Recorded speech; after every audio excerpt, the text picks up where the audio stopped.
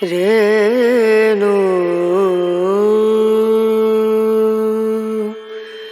Rana Ra.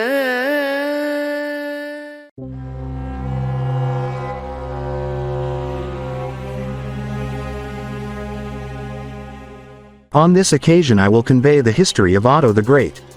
Otto was the son of the future King Henry I, of the Ludolfing, or Saxon, dynasty, and his second wife, Matilda. Little is known of his early years, but he probably shared in some of his father's campaigns.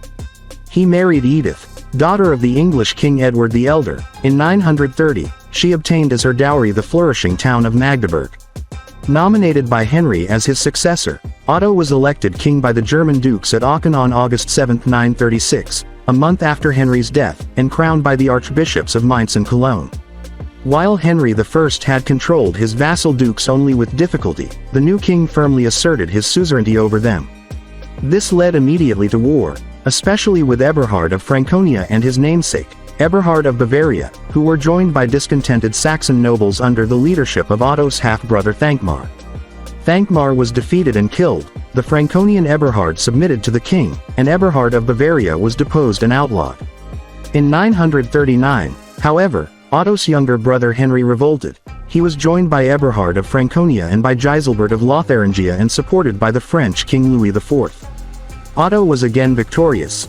Eberhard fell in battle, Giselbert was drowned in flight, and Henry submitted to his brother. Nevertheless, in 941 Henry joined a conspiracy to murder the king. This was discovered in time, and, whereas the other conspirators were punished, Henry was again forgiven. Thenceforward he remained faithful to his brother and, in 947, was given the dukedom of Bavaria. The other German dukedoms were likewise bestowed on relatives of Otto. Despite these internal difficulties, Otto found time to strengthen and to extend the frontiers of the kingdom. In the east the Margraves Gero and Hermann Billing were successful against the Slavs, and their gains were consolidated by the founding of the monastery of St. Maurice in Magdeburg, in 937, and of 2 bishoprics, in 948.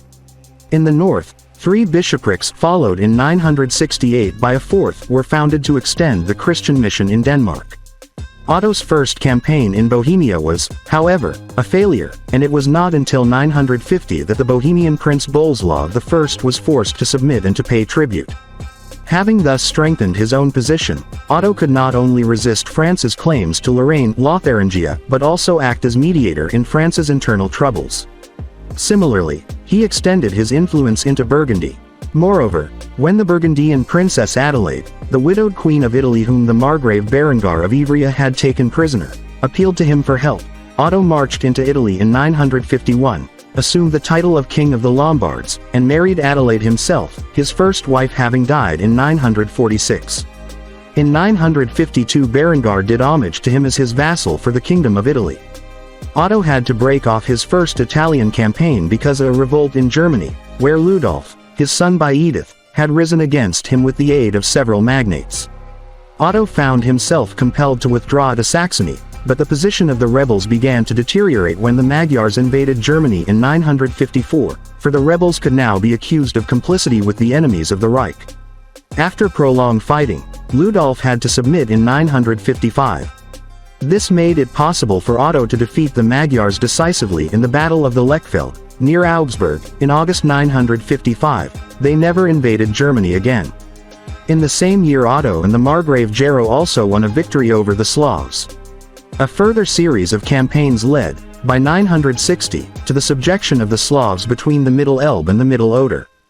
The Archbishopric of Magdeburg was founded in 968 with 3 suffragan bishoprics. Even Mieszko of Poland paid tribute to the German king.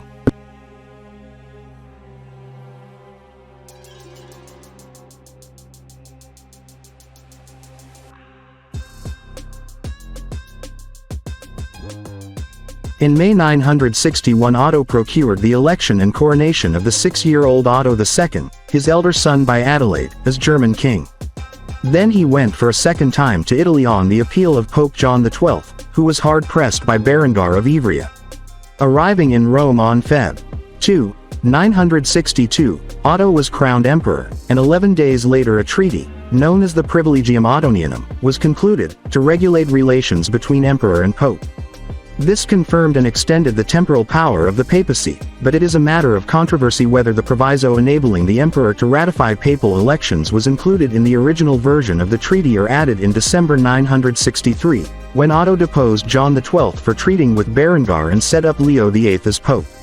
Berengar was captured and taken to Germany, and in 964 a revolt of the Romans against Leo VIII was suppressed. When Leo VIII died in 965, the emperor chose John XIII for pope, but John was expelled by the Romans. Otto, therefore, marched for a third time to Italy, where he stayed from 966 to 972.